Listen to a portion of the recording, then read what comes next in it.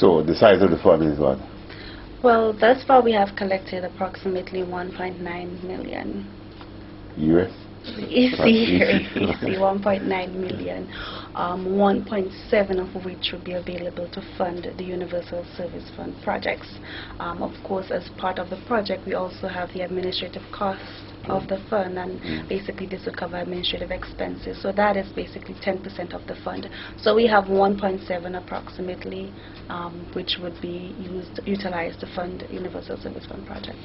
Take us back into the survey again. Pretty interesting, because I sense that you know, we talk about it maybe prevalent in the city and the more urban areas. The survey had, maybe you don't want to say it, but are there specific areas in Grenada where this is still maybe a novelty? Well, yes. According to the survey, we have been able to identify areas that do not have internet coverage.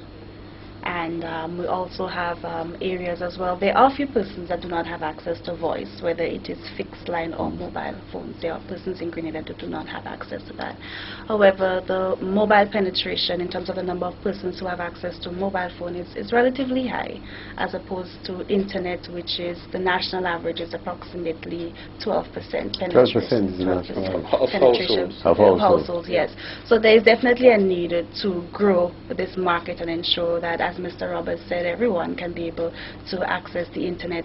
Of course, what we realize is that a lot of our services are going online. You have e-banking. There's a move by the government to go towards e-government. And in order for this to be effective, we need to ensure that the general population can go online and be able to utilize the service, and they can have access to internet, whether it is internet, fixed line, mobile phones, to ensure they can have access to telecommunication services.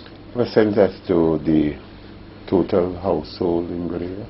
30,000 there. 30,000? Approximately. Yeah, it has to, because the last thing I heard happened when it was Keen Vision, 25,000. Yeah. And that was a while ago, so that's why you know, I wanted to speak of 30,000. Yeah, I would think so.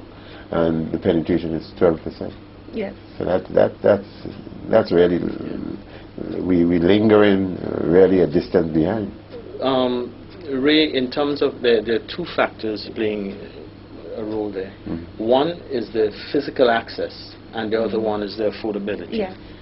And which is the more pressing one, the affordability? Affordability. We realize a lot of the persons surveyed identify the cost as a major factor that is hindering them from accessing the service. So it's definitely affordability.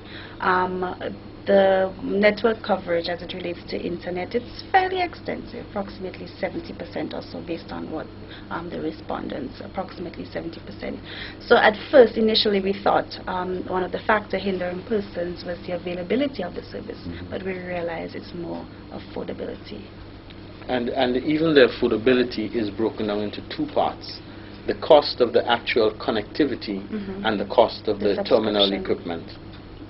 So the cost of computers as well as the subscription to the internet. So there are two factors that one can look at, you know, in trying to, you know, close that gap. The possibility of even bringing the cost down in the coming years, is this a possibility? I mean, I'm sure you do research, your analysis, and that possibility exists, that we could even see it. Internet, the cost of internet? Ray, a lot of it is policy based, and we can use the example of Singapore, where internet is free. Now, as a result, the focus on gaining revenue is through the use of applications, and you have a whole industry that has developed providing services online, you know. So this is one extreme. The other extreme is we have to look at internet as a tool, as something that can enable development in other areas. And the more widespread it is, the more affordable it is. It means that the more people will be on, and as such you can have local companies transacting more business online. Yep. So you move from the 8 to 4 economy to a 24/7. Because if I want to buy a stool, for example, from one of the firms selling, you know, coats or hubbards or whoever may be selling stools. At home, when I feel the need, 8 o'clock in the night, I should go online, see the stool, make a choice, purchase, and have it delivered in the morning. Now, if I have to wait to go into the store, the spontaneity of the decision is lost, and the sale is lost. Right. So the more business can be transacted once you have affordability. You know, so it's matching these.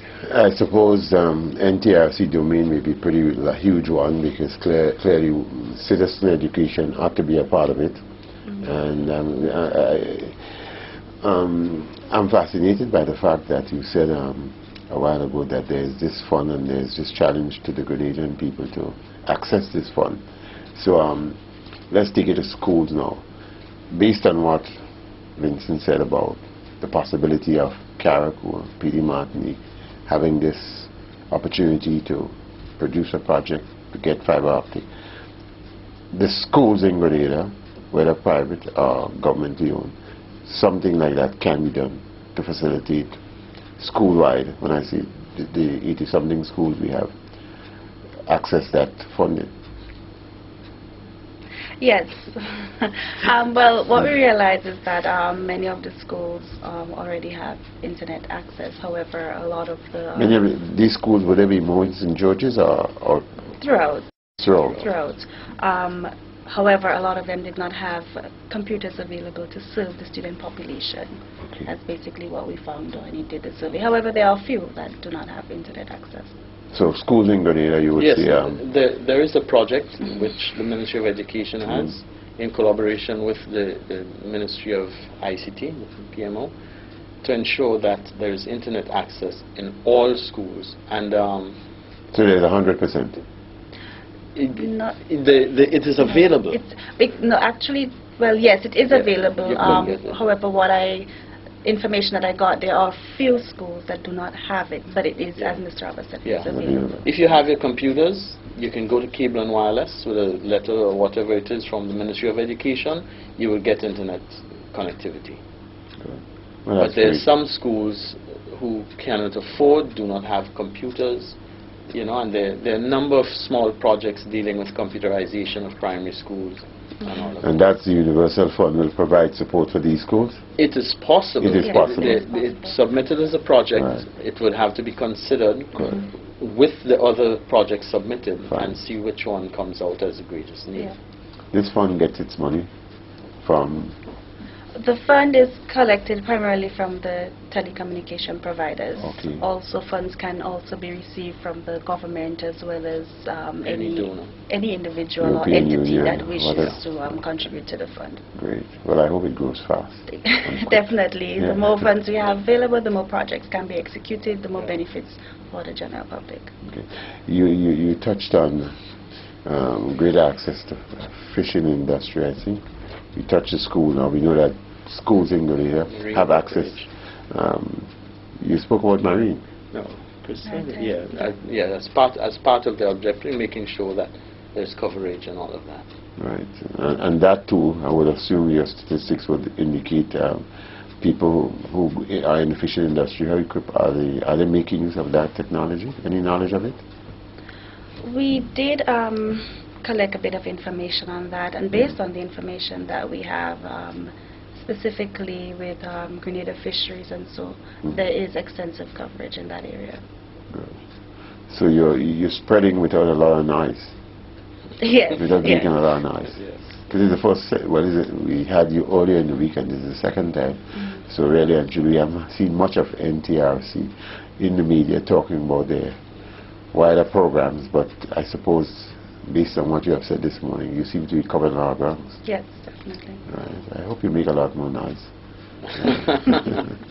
Because no, it's pretty interesting. You know, we sit down and we speculate, and here we're getting statistics based on research that just 12% of our homes.